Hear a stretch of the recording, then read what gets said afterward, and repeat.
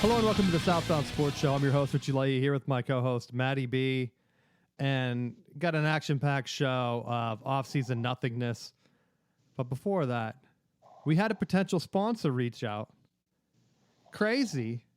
This might be the best one that I've seen, where they wanted to know if we would, I guess, sponsor, give feedback on wastewater treatment, not like a system or anything, just parts.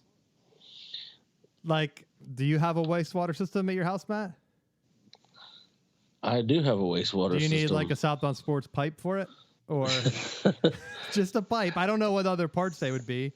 Well, see, I was actually looking at my one pipe and I was like, I probably could replace some of this or try to find a more efficient way, because it definitely looks like it was done, but it doesn't look like it was professionally done. I was like, it's still working, and I don't want to tinker with it because then I'll end up screwing something up. Well, I didn't know what they were talking about. I didn't ask for more information, but they've been pretty persistent in reaching out to me three to five times. Like the bikes, hey, you want a Southbound Sports bike? Like, yeah, I'll take one. Send me a trial, and they never answer. But they were like, we have some parts here we could, like, you guys could help us sell. Like, is it toilet seats? Is it like a random motor? I don't even know, like a septic motor. They're like, here you go. Southbound Sports. Plumbing tape. Imagine if you were in your bath, like you went to someone's house and they just had a branded Southbound Sports toilet. That'd be sweet, huh?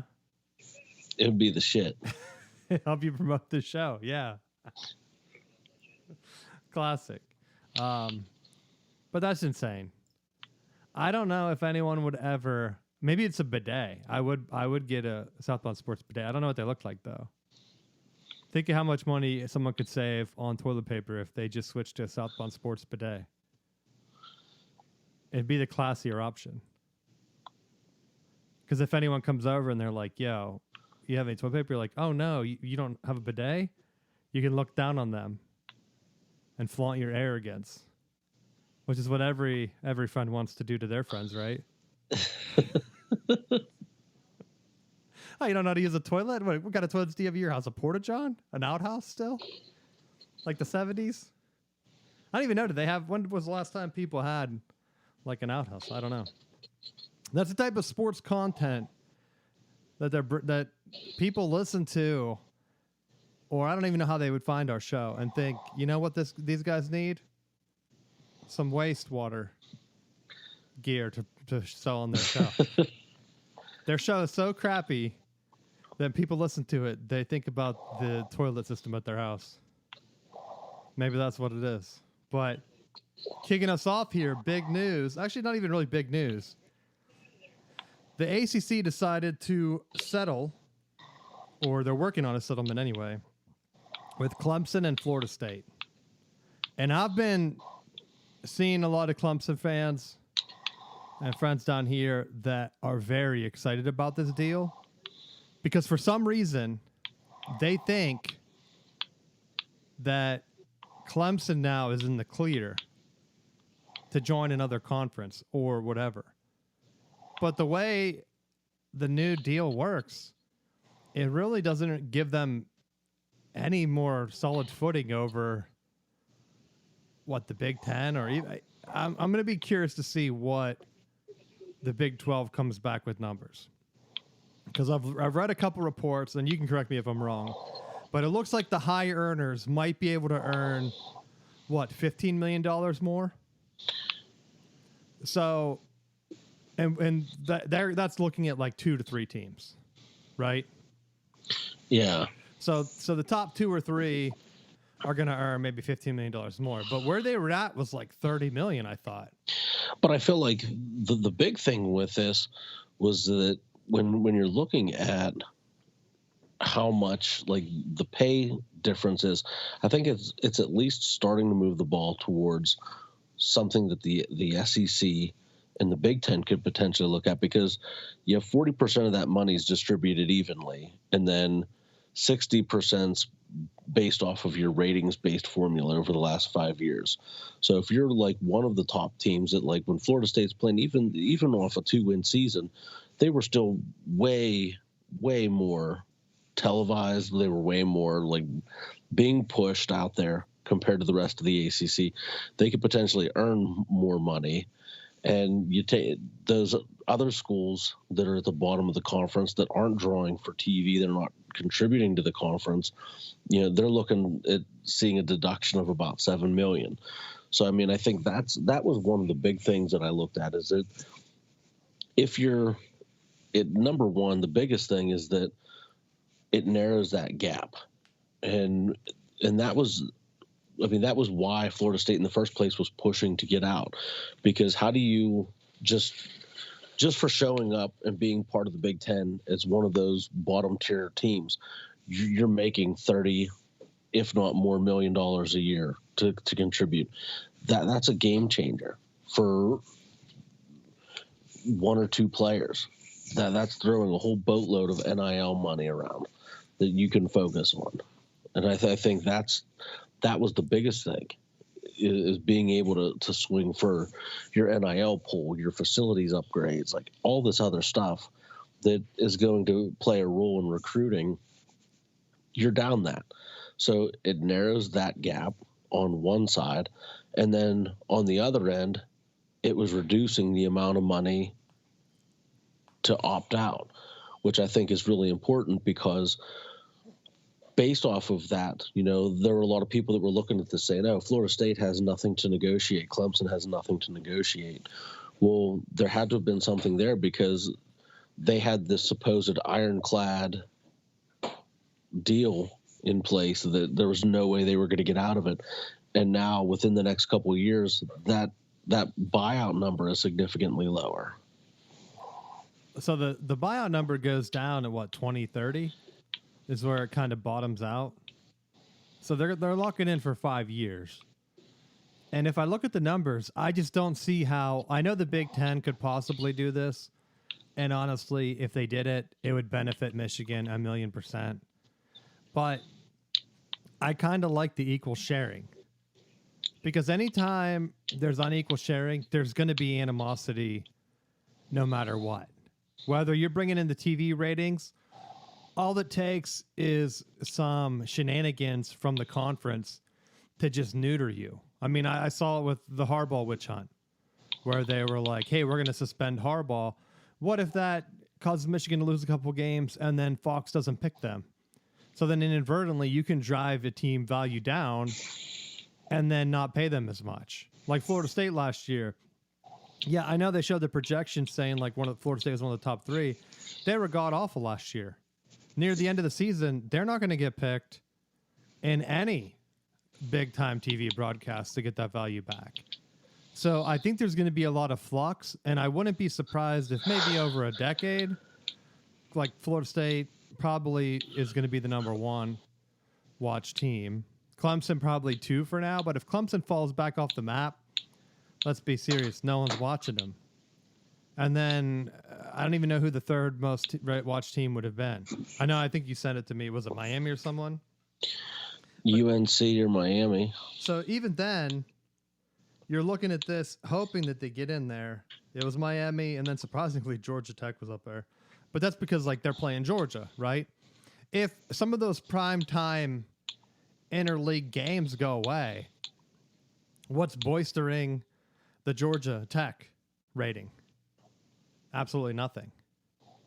Like that Georgia game is going to be the one that gets so many million more. Like that could have been 6 million people watching compared to like 1 million watching every other game. Like that raises you up to the top payouts for no reason. You get rid of that because the SEC and Big Ten do their challenge game or whatever. Yeah. That's going to hurt them. So I'm still lukewarm on it. I want to see the numbers, because like right now, let's say hypothetically the ACC earns $45 million. The top team, Florida State, gets $60 million of that. Every other team, they don't drop as much, but instead of getting 45, they're now getting what, 38? That's a big difference between 38 million and 60 million. And I think you're going to just get a top heavy league that's what killed the Big 12, right? Like we had this exact same payout scenario with the Big 12 and it killed it.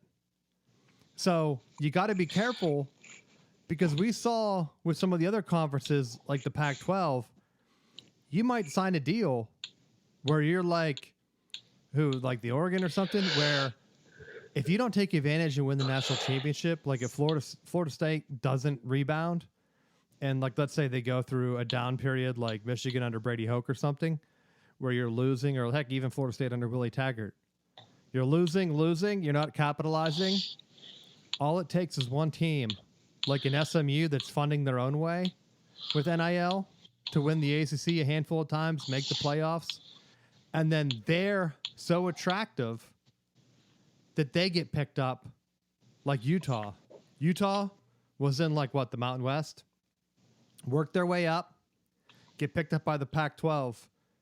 Years go by, they're competitive in the Pac-12. They get scooped up by the Big 12 when the Pac-12 goes down.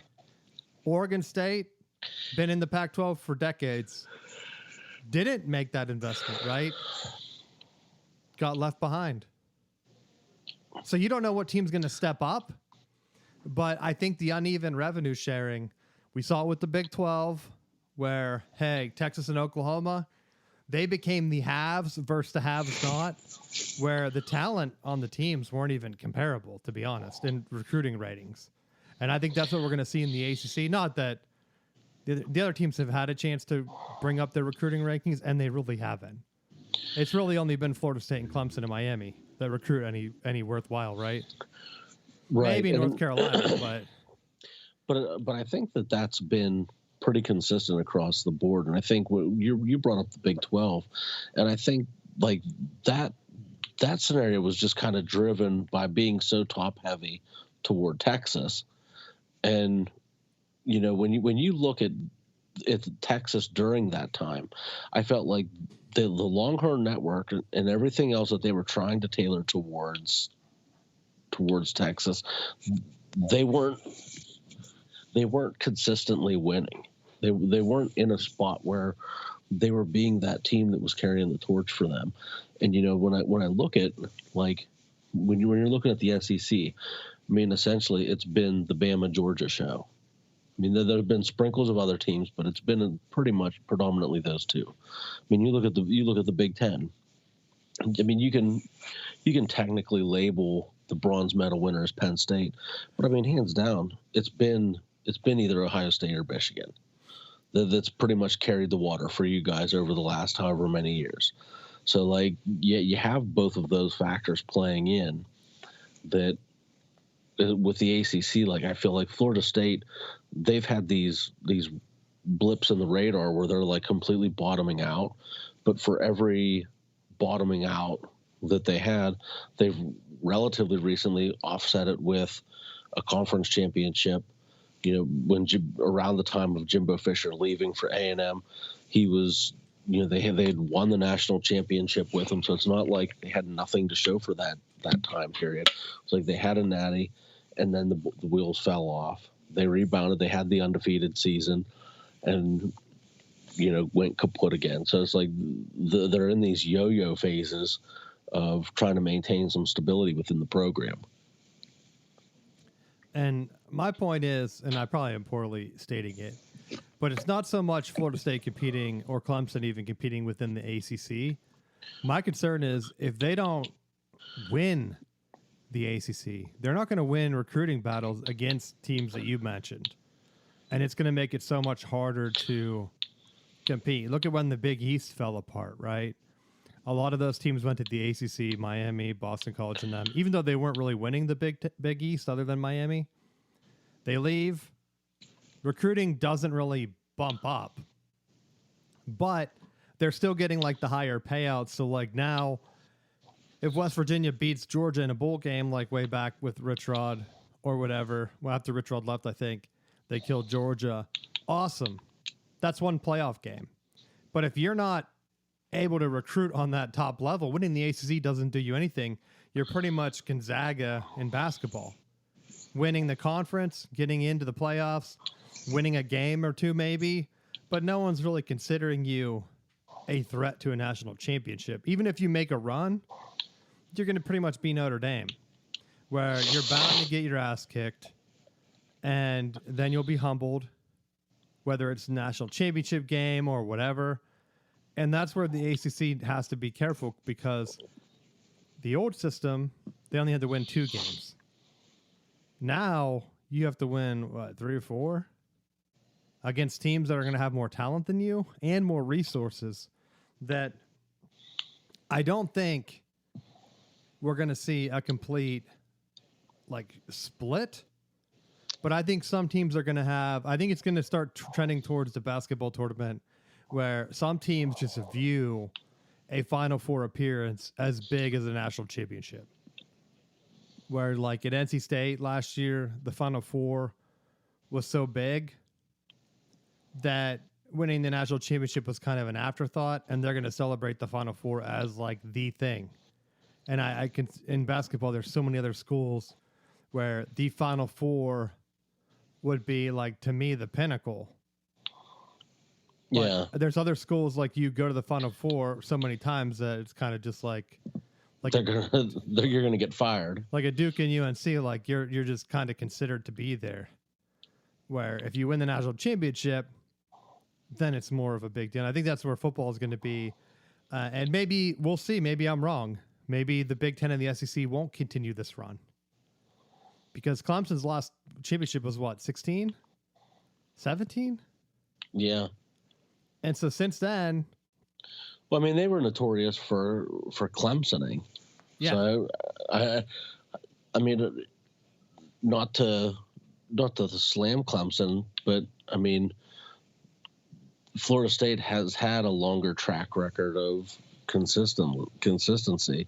I feel like Clemson's gotten the recency bias. Yeah, I mean that's where Clemson, they win, but they're known for choking. They win recently, and how long does that carry you? I think them winning 2 is a bigger deal, and why they've been relevant for as long as they have. If they'd only won 1, and heck, they made it to a 3rd, right? Well, yeah, and I feel like with where they're at with not embracing the portal, I feel like their recruiting is such a harder track to get to. I mean, I feel like your boys at Michigan have kind of jumped ahead of what that curve's going to be. That if you want to be a player in college football, it's driven by your quarterbacks. I mean, I feel like it's going the same route as the NFL. That if you don't have competent quarterback play, you're not going to win. And so the market's going to dictate, those higher prices. If you want a higher level quarterback recruit, if you want, that top quarterback out of the portal, it's going to cost you. And that's where I think you can get a quarterback like Miami gets Cam Ward. There are some saying Cam Ward might even be taken before Sanders in the draft, even though he skipped the combine too. I don't care about the combine. But just bringing that up, then they don't have the complete team to get to the next round. I think you're right with having a team that has to be well-rounded, but if you just have one quarterback, heck, look how that propelled Tennessee whenever they had their quarterback gets injured, right? Now they're able to make the playoffs the next year, taking on another grad quarterback. I can't remember if that other one grad transferred in too. But if you have a quarterback that you can bring into a system that's going to get you there, I have yet to see a team that can just take a mercenary quarterback really and win a national championship, other than like Ohio State last year with Howard. Yeah. But that was them. They brought everybody back, and they went above and beyond. Weren't they bragging about spending like $20 million in the portal for that team? Yes. That's more than like what most teams even have. Right? Hey, our rival just won the national championship. We're really pissed about that. We're gonna portal our way to a championship too, just to even it up, right? And now this year they don't have that. I was surprised to see some people, ESPN had them like in one of the top teams, and I'm like, really? Who do they have coming back? Like, it's hard when you have like nobody coming back. I mean, look at Michigan last year. Great defense coming back. No one on the offense. Yeah, they had won some big games, but you got to win consistently. You got to have that experience. You can't just trot out there like a brand new offense and an unknown quarterback. And heck, even bringing in a freshman quarterback, I don't care if he's the number one guy. That's still risky. Yeah. Because like even LSU, they brought in Burrow as a transfer from Ohio State. When's the last time a freshman quarterback signed and developed with the team? JJ? It took him years to get Michigan over the hump. Like, what was Bama's? Milroe didn't get there. Who was it before them? Hurts was there. He transferred out. Tua. Would Beck have been there from I guess Beck. Georgia? Well, Beck was like a super senior. He's in the same boat as like JJ. Been there forever. He played in that loss in like 2017. I think he was a COVID quarterback, and I don't think we're going to have any more of those, right? I don't think. The only true would have been Trevor Lawrence, right? The only guy that came in recently as a freshman and won consistently for 3 years. Because like even JJ, like that first year, Cade was the quarterback. He wasn't the quarterback. Was Beck? Did he play as a freshman? I don't know. He was there for so many years. I don't know how much he played. They had so many quarterbacks there, and then they kept trading him to Ohio State for some reason. That's why they're bound to give Ohio State now the championship. Keep giving them all your quarterbacks. Well, but I think like you can portal it, and I think that was like with Howard going to Ohio State, like that is trending in that direction. But I mean, I feel like Dabo's, as crazy as it is, I think he's been pretty true to avoiding the portal and just taking the kids that he's recruiting from high school and trying to develop that way. Like, he's not an active portal transfer guy. I think if you're going to do that, you can't miss on your quarterback. Like that was always one of the knocks towards the end of Jimbo's time at Florida State, was that he kept trying to bring in these quarterback recruits and none of them were panning out. The blip on the radar was when he had Jameis, and you have a Heisman winning quarterback and you're able to do a lot of stuff. Like that was similar with Lincoln Riley. They were saying, he's knocking him as a coach because he went through that run where he went from like Baker Mayfield to Jalen Hurts, and he had all those like high level transfers. It was like as soon as those guys dried up at OU, you're seeing the difference of them struggling to compete. It's just, yeah, I agree. Even last year, though, like you brought up all the transfer quarterbacks. Howard was a transfer. Dylan Gabriel was a transfer. You had Drew Allar. He was there. I think. Sanders was a transfer from HBCU to Colorado. Cam Ward was a transfer. Who was the other one in there? Jackson Dart. Riley transferred from Duke to Notre Dame. Yeah. Yeah, Beck was the only one. I'm getting him confused with what is the other one? Stetson Bennett? Bennett was the one that was like a super senior. Yes. I don't know how long Beck's been there. But he had to have been ready to go to the draft, right? Until he injured his arm. So I don't know what they're going to do. Heck, he could end up transferring. Didn't he like ruin his entire arm with that Texas game? But Ewers was a transfer. Now they have Arch Manning. He would be developed there. He wasn't really playing as a freshman though. So it's risky. Yeah. You bringing in a freshman quarterback is risky because I can't think of one impact recent like freshman, maybe like where did Dylan Gabriel, was he at Oklahoma as a freshman? Or no, he transferred like 3 times, I thought. So I don't even know where he started. Right? He was at Oklahoma. He was somewhere else before, I thought, though. Like I think he's been just playing high level transferring, and then he's gone. Unless he's back, I don't even know. Like Drew Allar, he could have been the guy. He's been playing at Penn State for a while. I don't think he played that first year, though. But you're kind of if you're a coach and you bring in a top quarterback recruit, as long as they don't transfer out, I think you're buying yourself a couple of years. even like Texas, like they have to be annoyed. I saw it was trending. Like people had sideline footage of the Texas fans when they called that shotgun snap on the goal line, where they like lost 5 yards on the first play against Ohio State or second play, and all their fans just like, "Are you serious?" And like, but because they have Arch Manning, Sarkisian is locked in. Like they can't even pressure him. I don't think, because if you lose Arch Manning, your program could be turtled. You go back in time. Like, look at Oklahoma. They don't know what they're doing there. Yeah. Heck, even USC, whenever Caleb Williams got drafted, they took a huge fall off with Miller Moss, and then he was supposed to be good. But because they really don't have a good system at offense there with Lincoln Riley, I don't know what he's been doing. He's kind of like the kid that figures out all the math problems like freshman year. And then he just keeps that notebook and doesn't take any new notes. And he keeps rolling out. He's like, well, I got an A that one time. That's Lincoln Riley to me, bro. Like, things used to be good. Let me blame it on Oklahoma moving to the SEC. I'll go to USC. I'll get all the talent I want. Oh, I'm still struggling? Oh, I don't know. Don't know what it is. Can't be me. Can't be me. I better not change.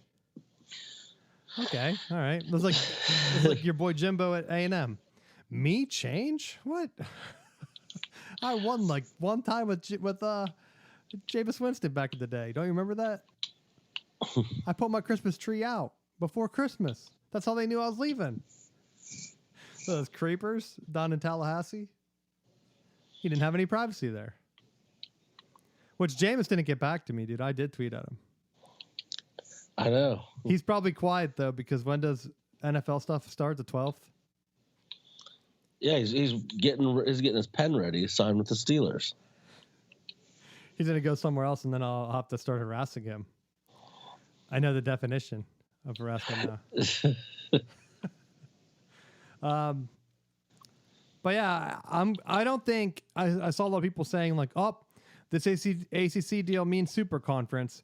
I'm still not sold on it, because there's no reason for the Big Ten and the SEC to merge and take extra teams. Why?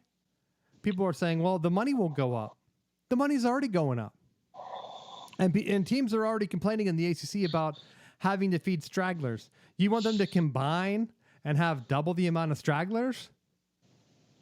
Like, hey, Big Ten, SEC, like your top teams are going to make a little bit more, but you're going to have stragglers. And then at that point, they're going to take less money, and then they're not going to be good. And then are you going to lose viewership?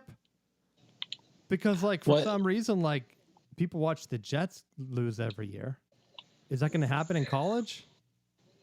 I would be shocked if it does, because I feel like the thing with college is that you have that regional aspect.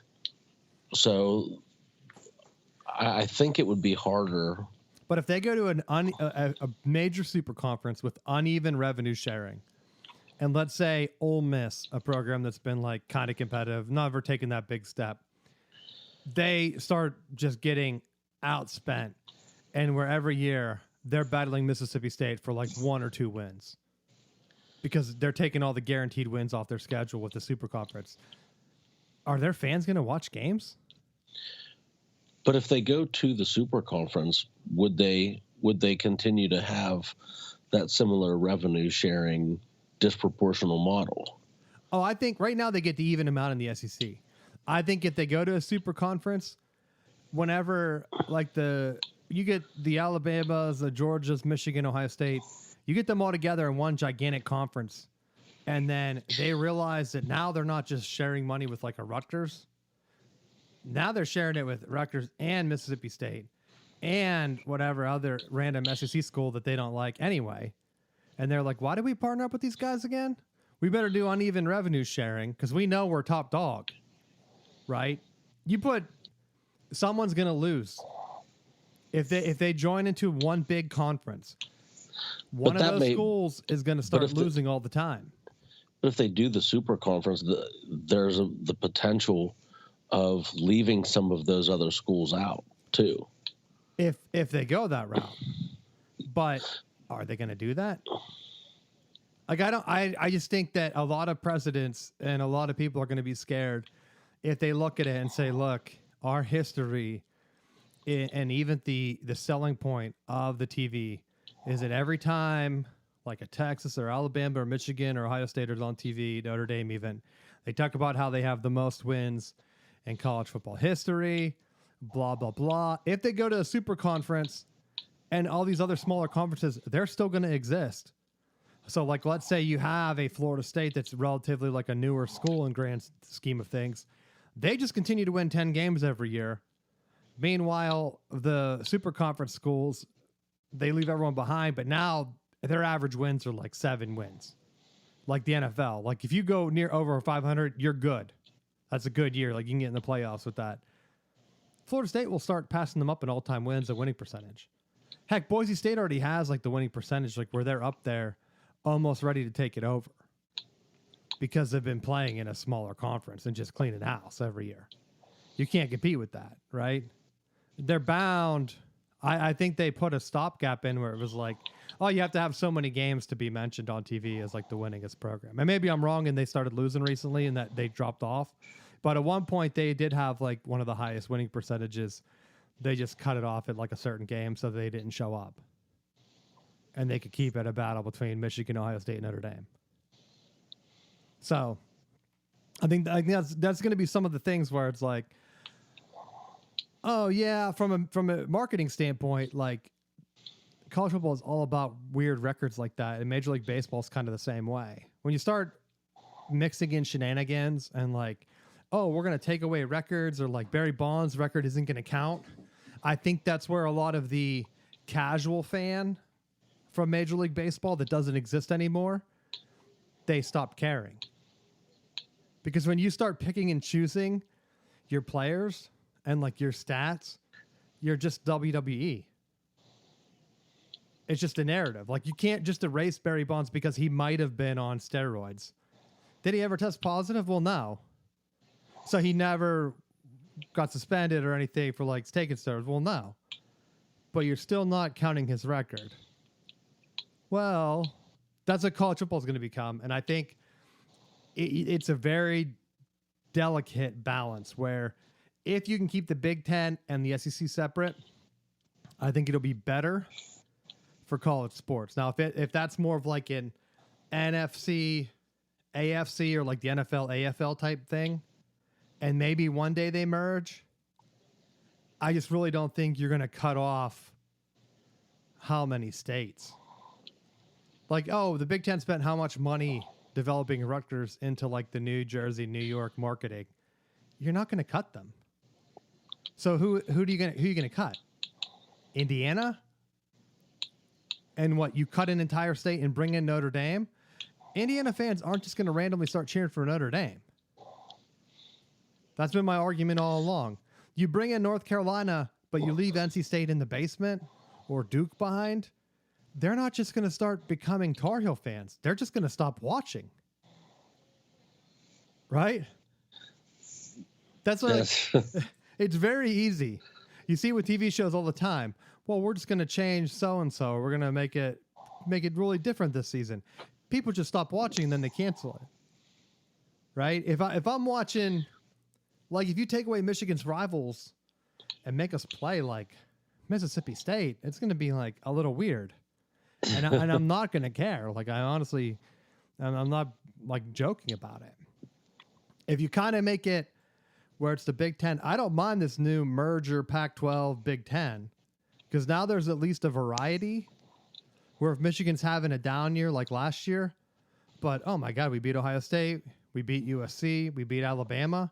That's a hell of a year. How many schools have beat USC, Ohio State, and Alabama in the same year? Probably a very small amount. Yeah. Right? And that's a down year after winning the national championship. So with the Super Conference, now you can find silver linings where it's like, oh yeah, we ruined USC's year. They were all downhill after we beat them. Teams realized that their defense couldn't stop the run. Right? Ohio State should have been, but somehow we propelled them into a national championship because they didn't want to be a laughingstock. Alabama, like, they don't know what they're doing now. We'll see. We could ruin them too. Nick Saban retired, we beat him. Beat DeBoer. Like, that was in the same calendar year, beat Alabama twice. You're going to take it away. You're going to take it away to make it like an NFL where, oh, yeah, here's another game against Ohio State where the game doesn't matter. I'm going to tune out. Like last year, the Michigan-Ohio State game, as great as it was, didn't matter. Michigan won. Ohio State won the national championship. In the grand scheme of things, that didn't matter one bit other than us laughing at them. And then, but honestly, at this point, it doesn't matter because you have these two conferences that you can be a 2-3 loss team and still have credibility because you have this supposed tough conference slate. And so you're already teetering in that direction for those two schools. You're pushing for super conference like that. That's what, and then it's going to force some of those more regular season games to have more relevance because that's going to be where your basis of your playoff is coming from, and you're still going to have your select tier of outside people. But I feel like if they restrict it because of that, it just makes it, I guess you're earning your way more. I don't know, but I think it's hard to say, you by keeping these other conferences intact that you're maintaining some of the uniqueness of college football. But they've already, with the expansions that they've already done, I think they've expanded it so far. They've pretty much just thrown the gauntlet down that it was like, well, if you're a Big Ten school, you could still lose 2 or 3, or even 3 games and be like, well, you're still competitive in that running for one of the playoff spots, depending on when and where you lose your games. So if it's a Big 12 school and you have 2 losses, it's like there's absolutely no way you're moving on. Yeah, well, that's where I'm looking at it from other sports in college that already have it, like basketball, where you can have a team that goes undefeated and losing the tournament, and everyone in the media says, like, that was the best team that year. They just got unlucky. And I think that same thing has already happened last year. No one in their right mind will consider that Ohio State team one of the greatest championships in history. They're just not going to, because they don't have the other hardware. Like, if you remember, like when Michigan won the national championship last year, they're passing out like 4 rings or whatever. Rivalry wins, Big Ten East, Big Ten champs, whatever, the Rose Bowl. That, like, you're just giving out rings. Ohio State's giving out what? 1 ring? Maybe their playoff win rings. That's it. Like, they don't have a Big Ten championship. Didn't beat their rival. Didn't get the gold pants. And maybe, like, I don't know how you can fix it. It's already out of the box now. Is the national championship the best thing? And that's going to bring in casual fans just for the playoffs. And then what? The regular season just isn't on TV anymore? Because I think that's kind of where it's going. Like college basketball, there's not that many games on main TV. The Big Ten has like, what, 2? I think Michigan, they had a back-to-back on Sunday. Michigan State and someone, and then Michigan played Illinois. And I think Michigan played the week before, and I think they might play Michigan State, hopefully for the Big Ten championship on Sunday. And I wonder if that's what football is going to become, where you just have a couple of big brands on regular TV and everything else is going to either be on Peacock or some other streaming app. Because why?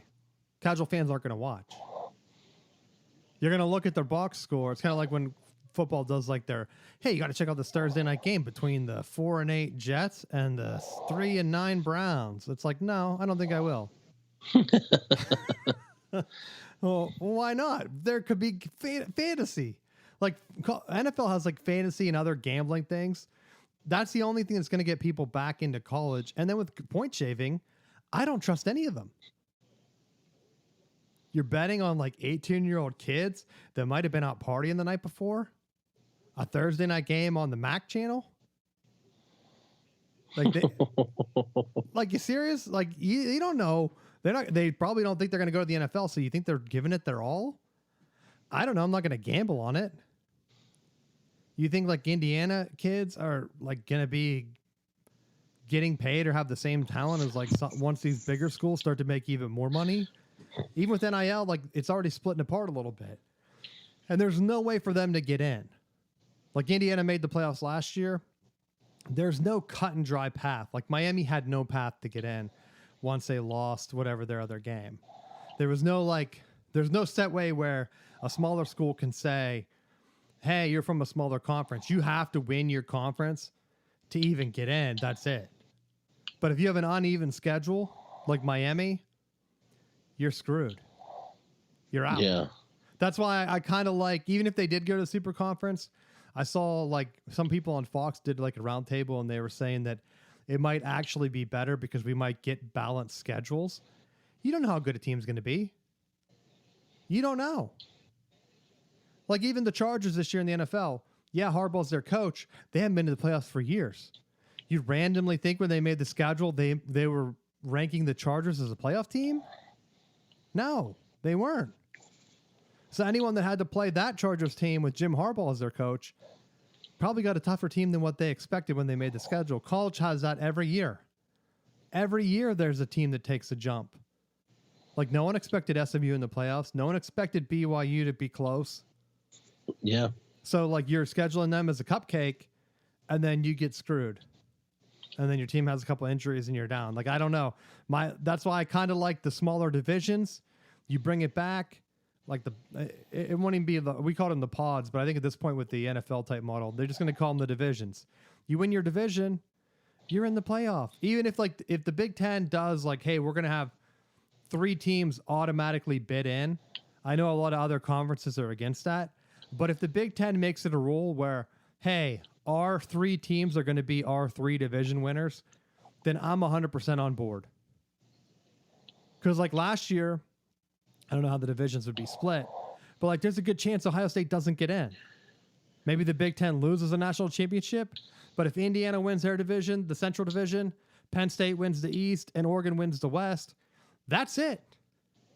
Right? And then Ohio State fans can be upset, and all they have to say is, well, you would have won because you beat Penn State head-to-head, but you lost to the Michigan game, last game of the year. So then again, that game matters. And I've said it before. I really wish that they made the stock in the conference slate.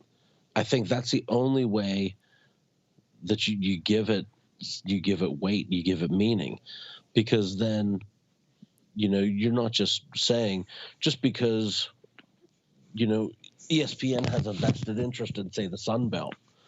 Well, now all of a sudden the Sun Belt Conference, well, those games are so much more meaningful. There's so much more talent coming in, and you just randomly pull whatever statistics or analytics that you want to make your claim. It's essentially what they've done over the years is they have their talking points of which team should or shouldn't be in the playoffs, and then they just pound that drum until they get their way with it. It's like I think I loved the expansion of the format. I think for as many conferences as there are, it's okay to say you get 2 SEC, you get 2 Big Ten. Like if that's because you've expanded your conference out, but then you're not going to get 3 or 4 teams in that are justified because you have a conference slate that you say win your games. You win your conference games, you get your chance at the table. All of the speculative teams over the last couple of years, it's with the exception of Florida State, has been you can point to the calendar and say, this is the game that you lost. This is why you're not in the playoffs. Or, when you had that Notre Dame loss to Northern Illinois early in the year, and it was still just swept under the rug because it was an early season loss, and then they still ended up getting throttled. Well, see, that's where some team, I think Notre Dame is going to be the bigger thorn because it's hard to balance it out and then say, well, what was your key win? Well, we don't have any. You see our schedule is garbage. We got lucky Georgia's quarterback got hurt. And we had an easy path to playoffs, and Penn State's guy threw an interception right to us. Otherwise, we would have lost that game. And then we would have had an Ohio State-Penn State championship game. But I think I'm okay. I know you're against it right now. I'm okay with the Big Ten and the SEC each getting like 3 auto bids, and the ACC and the Big 12 getting 2. Why? They make more money, bro. They bring it. They have the better teams. If you go look at championships like over the past whatever, that's going to be a big point in their favor. And if you want to put it, the ACC, like just put it in the bylaws, like, hey, if your conference wins X amount of championships, then you get an extra auto bid, and then so like the Big Ten or the SEC will lose theirs. Okay, so that even if they lose all their games, put Michigan in the playoff every year because their fans will travel and they'll make money. Well, so see, I'm saying I want it written out though. Like you have to win your division. I don't care what the record is. Like I don't care if you schedule 4 tough teams to start the year. Michigan schedules like Texas, Georgia, whatever, and then they have 6 division games, and they go 6-4. They win every game in the division. They lose every non-conference game. I don't care. They're in. Like last year, they beat Ohio State. They're in the playoffs because they win their division. Like I know that's not how they lost a couple conference games last year, but like let's say hypothetical, they're 7-5 or whatever they were, but they win their division. They're in. You can say, look. Win your division, you're in. How many times did Northwestern win the Big Ten West and they were like 7-5? Doesn't matter. You win the division, you're in. Pitt win the Coastal. Oh, you lost to Penn State, whatever. No big deal. You're in. You're in the playoffs. Now, if they start winning, then yeah. But I think that's where get rid of the conference championship games. But if you want the regular season to matter. Then like Penn State and Oregon don't play each other. Oregon doesn't get screwed in the seeding or whatever. Well, you know what? If that's the case, I don't mind having the top 2 teams because you want your conference championship to mean something. So you have your division, like in the old ACC, your Atlantic and your Coastal. If you make it that far, I'm okay not penalizing the team that loses because you have those outlier years where, a lesser team comes up through and wins on the opposite side. Like in years past, we've had a Georgia Tech in the Coastal, or trying to think of some of the outlier teams that were coming out from that side, like a Virginia maybe, that you win enough games, people lose. It's just their domino effect, and you end up having a lopsided Coastal side. I'm okay with if you want to award that team, that's fine, but we're not going to make it where the Big Ten gets 4 teams. Like you're rationalizing 4 teams in, and then teams that haven't outright played a conference schedule, won their conference, and now you're not allowing them in. Like that's where I want to split hairs, because it's like if you want to put the top 2 in because you have a full slate and you want to award them for playing a tougher schedule, I'm on board with that. Where I get frustrated is you're going to take a team that is maybe 1 loss or undefeated, conference champ, and not put them in because you got to fit the number 3 Penn State team in, or the number 3 Alabama that didn't get to the conference championship on their side because they're a on paper better team than someone from maybe the Pac-12. Like some of those hypothetical, this team should be better than this team. You have your games. Those regular season games have to mean something. Well, see, that's where I want every conference to have a team in auto bid. I don't want any at large. So like you have the 10 conferences or whatever it is now, that's 10 bids. Big 12 and ACC each get an extra 1, that's 12. And then you have 2 each from the Big 10 and the SEC, that's 4 more. That's 16? Did I do my math right? 16 team tournament. Conference. So you won't have any undefeated teams ever left out. Yeah, you could have a team run the table, lose their division head-to-head against another big-time team. Let's say like Texas loses to LSU or something. Texas, even though they're like 10-1, they're out. Northwestern might be 7-5 in the Big Ten, whatever, middle. They're in. maybe they get killed in the playoff. Who cares? Right? Because the rules are spread out where you win your division, that's the auto bid. There's no at large. At large is, I think, where everything gets screwed up, because then a team like Ohio State that didn't win anything can win the championship, where at least in my system, the Big Ten, SEC, if they have a champ win it, they're at least the division winner. And then you can say, like, well, the Big Ten's really getting a lot of champs, but they're all from the East. Okay, well, that must be where all their power teams are. Or like, yeah, Alabama keeps winning it. Awesome. Like, it stinks for their teams in the West, but then they have a goal where all they have to do, like LSU has been to a couple SEC championship games. How? They beat Bama. And in those years, Bama would have been eliminated and LSU would have been the rep. But I think in that point, it would have come up to the conference. The conference would have to balance their divisions. Because right now, I'm thinking SEC and Big Ten have 18 teams. They would only get 3 teams in the playoffs because you could have 3 divisions of 6. And the way those divisions are right now, like, you would have an Oregon from the West. Like, I think you would have to split up Ohio State and Michigan, maybe. I don't know. Like, I don't know how they would do it, because I think it would be in the Big Ten's best interest to get Ohio State and Michigan both in the playoffs. And then on the other side, you would have Penn State and Ohio State in the division, maybe. I don't know whatever they would try to do, but I think that's how they would have it. But you have a good chance that if the Big Ten's 3 division teams are going to be most likely quality teams that would have won any of the smaller conferences. Like Oregon last year, they probably would have won the Big 12. Like, let's not joke about it. Like, like, everyone knows that they probably would have won the Big 12. They probably would have won the ACC. They were good. Yeah. So, like, yeah, they deserve to be in, even if Ohio State, you could have said might not have deserved to be in, and maybe they wouldn't win the national championship. But to your point, you could point to their schedule and say, look, you lost to Michigan. That was your playing game. You blew it. If they would have beat Michigan, they would have took Penn State's spot. And then if Penn State fans are upset, you said, look, you should have beat Ohio State for once. They almost got a rematch for some reason. Penn State. Yeah. And they lost the only 2 games that mattered. They lost to Ohio State and they lost to Oregon in the Big Ten championship game. And I feel like that's such a fluky thing that when it happens, like when you have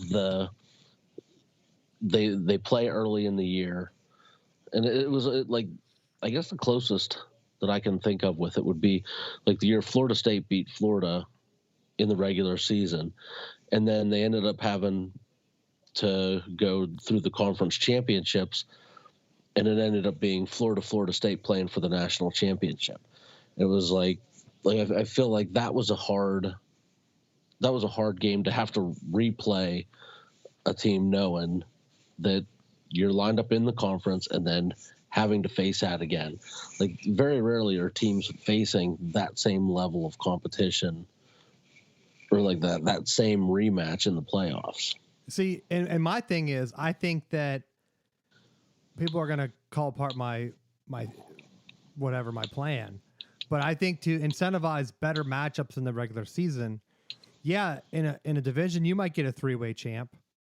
Why don't you do like basketball where they have ranked wins, right? Don't they have the net where it's like if you have a whatever one tier win, 2 tier wins. So if your schedule is a bunch of 4 tiers and you come on and you're a 3-way tie for the division champ, you're 10-1 or whatever, 10-2, but you played a bunch of garbage teams, maybe they don't pick you, right? Like if a team's like 9-3 and they had a schedule where they were like, yeah, they're playing like Alabama and Georgia and someone else, and you're like, oh yeah, they played a heck of a schedule, they're going to be ready for the playoffs. That's who the conference is going to pick. So then naturally it encourages teams to play better out of conference games, like in basketball. Because if you have a better schedule, even if you have more losses, they're going to pick you for the basketball tournament. And that's my biggest thing is football fans can complain. They already have the system for basketball. And guess what? It works. To sometimes the number 1 seed, like Virginia giving the number 1 seed, losing. Yeah, it's rare. But it happens. But I think this is the one part to this that I think is kind of being left off. They have these metrics and you have these different standards and whatever, but it's so subjective because on one hand, you have these networks that are trying to dictate who they feel like the most deserving people to make, like the most deserving teams, which is subjective. And I think you have to remove that element of it because you can't say, well, this team should be in the playoffs because that's the stuff that drives me crazy. I want it to be, what is your criteria? Take all of the teams off the table, and it's just gray 56 teams that are likely candidates to make the playoffs. What is the criteria, the specific identifying criteria that you're looking for to be eligible for the playoff? And then, your number one ranking should be your conference champion. If you are a conference champion, that is the fastest, easiest way to get that ticket punched. Well, see, the only thing that doesn't make sense is Notre Dame. How would they get in? Well, because this is where you're number one, you're not in a conference. So there's not that extra level. Like, I feel like when you look at the Big Ten, because they got away from their divisions, you're going to face, like, it's not like you have a team that's buried on the other side, that if you draw the lucky schedule and you only have Northwestern and Purdue and Rutgers, and you're bypassing Michigan, Ohio State, and Penn State, you can run the table and very easily win the Big Ten. Like, just using that as a hypothetical, there are those draws where now, even if you do get that lucky draw and you have a relatively easy conference slate, you're still going to have to face one of those power teams for the conference championship. That if you win your conference, to me, above and beyond all else, that is the number one thing, because take however many conferences there are, you're up to 14 teams for your playoffs. If you want to award your first round bye or your auto bid to those teams, or you want to just say, all right, Big Ten, you guys have a potential spot here. Which team from your conference do you want to put it? If you want to even go that route, that the Big Ten conference earned because they had an undefeated champion, they earned a spot in your top four. Then you can say the team that we want to represent our conference is blah, blah, blah. If you want to do something stupid like that, I mean, to me, that it's just, I like it to just be clear of what you're looking for and don't move the goalposts, because I think that's what's getting the NCAA in trouble with fans, because it's like they're trying to pick and choose, and it's like, well, this team isn't going to generate a lot of ticket sales, so we probably don't want to put them in, or this, try to find reasons to leave somebody out, but justify to put somebody else in. It's like, well, if that's the case, then just find the top 14 teams that make the most money and put them in and sell your tickets and just make it a popularity contest. It has nothing to do with the on-field performance. That's why I like the division idea, even though I know you don't like conferences getting uneven amounts. It happens in basketball, but at least you know that if, like, Michigan has a bad coaching hire and they go, like, on a downtrend like a decade ago, and, like, Wisconsin picked up that and Michigan State picked it up, like, the slack, who knows that if we had an auto bid system where Wisconsin, instead of being killed by Ohio State in the Big Ten championship game, let's say they're in an expanded playoff and the first round they're beating a Big 12 champ or somewhere, and they're getting to the Elite Eight or maybe the Final Four like Penn State got to this year. And then you would make it the Final Four like 3 years in a row or something as Wisconsin because of that, winning that division. Recruits are going to pick up. Like, how many times did we talk about Clemson choking? Maybe that doesn't happen. Like, maybe they continuously win for a longer period of time in an expanded playoff, taking the second ACC bid. Now, if the ACC decides that if Notre Dame wins the 5 games, they're the second conference bid, then that's up to the ACC for doing something dumb, right? Yeah. So, like, I don't think the other conferences would care. Like, I think at this point, because then I think, like, if there is another shift where the heavy hitter from the ACC leaves and all go to the Big Ten or something, and then the Big Ten decides that they want 4 auto bids, then the ACC just loses their other one, right? Keep winning and get it back. And you're right. And if that's the case, it's outlined early, and you say if your big draw is to say, well, I'm in this rotation pool where I can have a regular season gate with Notre Dame that's going to pocket my university money. Like, maybe you play that individual game of I want the local money, and you're opting out in that manner, but you're running that risk of, so Notre Dame comes to my schedule once every however many years, but if they actually run through the schedule, they're going to eat one of our playoff spots. I personally would rather not, but I could easily see the ACC then throwing all their top 5 teams at Notre Dame, which would then in turn make Notre Dame's schedule tougher. And then the ACC is saying, like, all right, beat our best, buddy.